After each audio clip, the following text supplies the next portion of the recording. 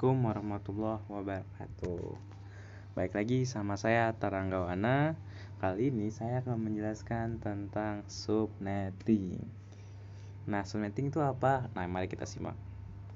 Subnetting adalah strategi yang digunakan untuk memisahkan satu jaringan fisik menjadi lebih dari satu subjaringan logis yang lebih kecil, atau disebut dengan subnet. Nah, salah satu fungsi subnetting adalah dapat membantu meningkatkan kinerja dan keamanan jaringan. Langkah-langkah dalam proses subnetting untuk melakukan proses yaitu menentukan jumlah subnetting yang dihasilkan oleh subnet max, menentukan jumlah host per subnet, menentukan subnet yang valid, menentukan alamat broadcast untuk setiap subnet, dan menentukan host-host yang valid untuk setiap subnet. Nah, berdasarkan yang tadi dan saya akan mempraktekkan menggunakan Cisco Packet Tracker.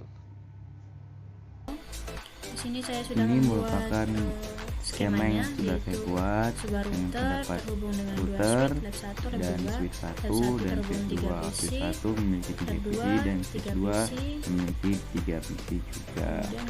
Nah, di dalam router ini terkonek pada router gigabit Ethernet 0/0.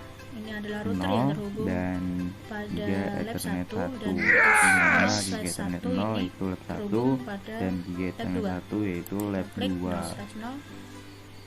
Nah, di Nah, sini kita langsung lihat saja pada IP bagian address 3.0 yaitu pada IP router yang address-nya terhubung pada lab 192.168.1.62, sementara pada subnetnya yaitu 255.255.255 dan 192.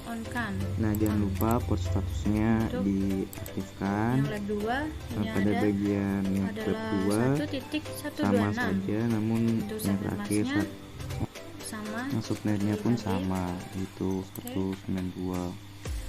Nah, Kemudian kita kita setting lihat PC pada PC pada lab 1, pada PC-nya. Ini IP-nya.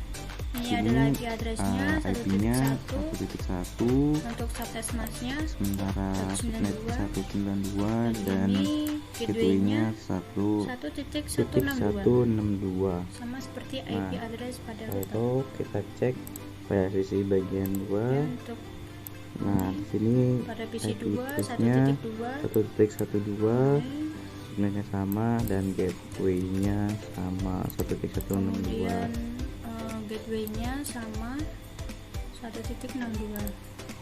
Untuk PC 3 Nah, pada bagi PC 3 ini IP address-nya yaitu 1.3, subnetnya. subnetnya sama PC 3 tidak dan perlu pada mengisi posisi 3 tidak gateway-nya memiliki karena gateway, dia tidak tidak memiliki diisikan gateway. Pada lab 2 PC Nah, 4 kita lihat pada lab 2 pada PC 4.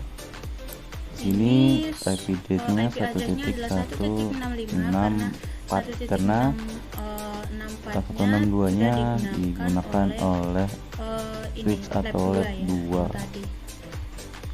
Nah, sementara subnetnya sama dan jadi kita mulai gateway-nya 126. gateway-nya 1.126. Nah, kita lanjut ke PC selanjutnya yaitu PC 5.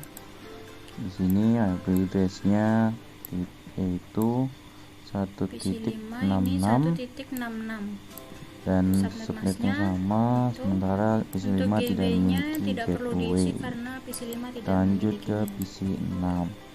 PC 6 memiliki IP 1.67 dan subnetnya sama, namun PC 6 juga tidak memiliki gateway. Nah, kita lakukan simulasi dan CTD filter. Nah, di sini kita tentang IC MP-nya saja. Nah, kita lakukan simulasi dari PC 1 ke PC 3. Kita akan percobaan yang pertama Di PC 1 sini PC 3. kita mulai PC 1 ke switch lab 1, terus ke PC 3, lalu Nah, di sini, PC 3 membalikannya ke lab 1 PC1 ke PC3 dan ini berhasil. Sini berhasil karena PC3 ini tidak walaupun memiliki PC3 gateway, tidak memiliki tapi gateway, dia namun mereka masih bisa dalam satu mengembalikannya karena switch. masih dalam satu Nah, ruang. Oke. pas itu berarti kita delete. Kita lakukan Nah, di percobaan sini yang kita kedua. akan melanjutkan PC1 dari PC1 ke PC4. Kita mulai simulasinya, penerimaan dari PC1 ke switch 1, terus melalui router, setelah itu ke lab 2 dan sampai ke PC4. Dari PC4 dapat melakukan ini tadi dia kembali atau mereply kembali dilemparkan ke router ke terlebih PC1. dahulu untuk Nah, mencari PC4 bisa karena IP yang PC4 dituju ya. memiliki gateway. PC1 pun bisa karena PC1 juga memiliki gateway Nah, di sini berhasil atau dan alamat PC4 ini gateway berhasil yang bisa mereplay karena melalui PC4 router, memiliki karena dua-duanya gateway dan memiliki PC1 juga memiliki gateway. Oke, kita delete. Nah, kita delete, Kita lakukan yaitu percobaan kita ketiga lakukan dari PC2 ke simulasi PC5. selanjutnya PC2 ke PC5. Kita mulai simulasinya. PC2 bisa menyampaikan ke PC5. Nah, di sini terlihat bahwa di sini PC5 dari PC2 tidak PC2 bisa ke mengirim PC5 kembali ini atau pesan komunikasinya tidak gagal komplit seperti karena itu. PC5 Ini tidak menjelaskan dapat bahwa mereplay. PC5 Hal ini tidak disebabkan memiliki gateway yang menyebabkan tidak PC5 memiliki tidak gateway. bisa melakukan Karena tidak pengiriman berhasil kembali terlihat. atau feedback kepada Kita langsung PC2. lanjut ke Itu kita Yang terakhir, lanjutkan percobaan simulasi terakhir dari PC3 ke PC6. PC6. Kita mulai.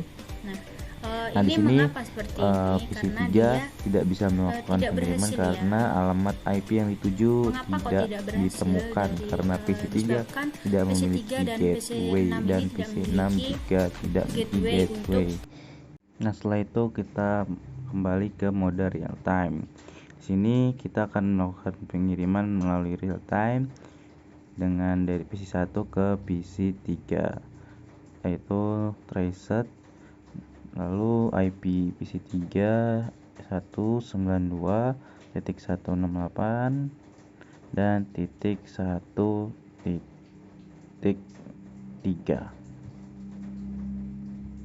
Nah, kita coba enter. Di sini sukses melakukan pengiriman melalui PC1 ke PC3. Nah, habis itu kita melakukan lagi dari PC1 ke PC4, dimana IP PC4 yaitu 192.168.1.6. Lalu kita enter. Di sini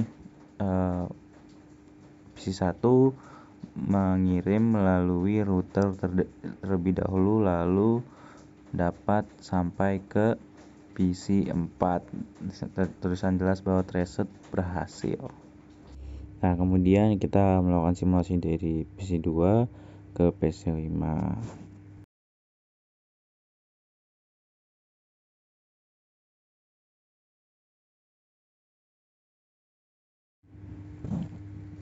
Nah, kita tuliskan tracer IP PC5 yaitu 192.168.1.166. Kita enter dan terlihat bahwa PC2 hanya bisa melakukan mengirim dan PC5 tidak dapat melakukan feedback seperti yang dilihat karena PC5 tidak memiliki gateway untuk melakukan feedback seperti itu. Nah, kita lanjut dari PC3 ke PC6. Di sini kita tuliskan IP PC6 yaitu 192.168.1.167. Yang sini kita enter, lalu kita lihat PC3 dan PC6 tidak bisa melakukan pengiriman pesan karena PC3 maupun PC6 sama-sama tidak memiliki gateway, dan sini terlihat bahwa request timeout, di mana tidak ada waktu untuk melakukan pengiriman. Nah, itu saja dari saya. Kurang lebihnya saya mohon maaf. Terima kasih. See you, goodbye. Dadah.